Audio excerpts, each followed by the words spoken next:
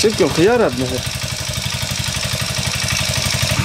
Tomare magari una radicchia.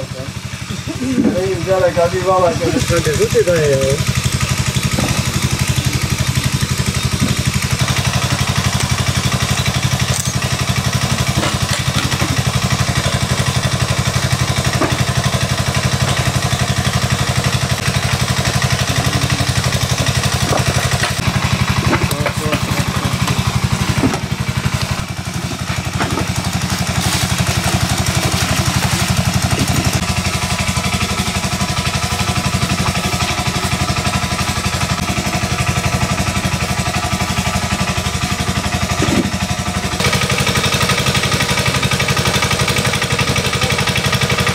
Burası Segirkan Mahallesi, Balpınar'a bağlıyız.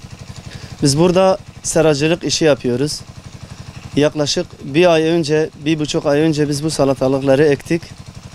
Ve bizim geçim kaynağımız toprakladır, serayladır, çiftçilikle uğraşıyoruz. Şu anda 1,5 ay önce ektiğimiz salatalıklar verim vermeye başladı. Biz şu anda hasadda başladık.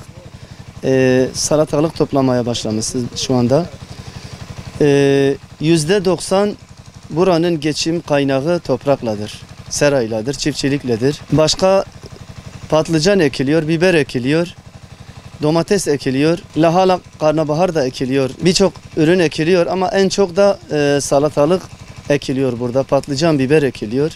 Revaçta bunlar şu anda. Yani dışarıda salatalık bir 10 yıl önce ektiğimizde daha iyi verim alabiliyorduk. Şu anda dışarıda salatalık ektiğimizde verim alamıyoruz. Toprak zayıfladı herhalde, o yüzdendir yani. Serada salatalık verimi daha iyi oluyor. Kalitesi de güzeldir. Verimi de iyidir. Fiyata bağlıdır. Fiyat da artık bize kalmış bir şey değil. Allah ne kısmet nasip. Geçen sene fiyatlar daha iyiydi. Bu sene fiyatlar daha belli değil yani, daha yeni salatalıklar verim vermeye başladı. Bakalım hayırlısı Allah'tan. Piyasada salatalığın ucuz olması halde çok salatalık var, bir de Antalya, Mersin taraflarından çok salatalık geliyor. Ben dün akşam baktım, orada salatalıkları kökten kaldırıp serayı temizliyorlar. Salatalık çünkü para etmiyor. Yerli salatalık olduğu için buranın salatalığı daha güzeldir. Verimi, tadı daha güzeldir tabii. Günde şu anda böyle 10 torba, 15 torba kadar topluyoruz. Yaklaşık evet, torbası 30 kilodan çarptığın zaman fiyatı, kilosu belli oluyor.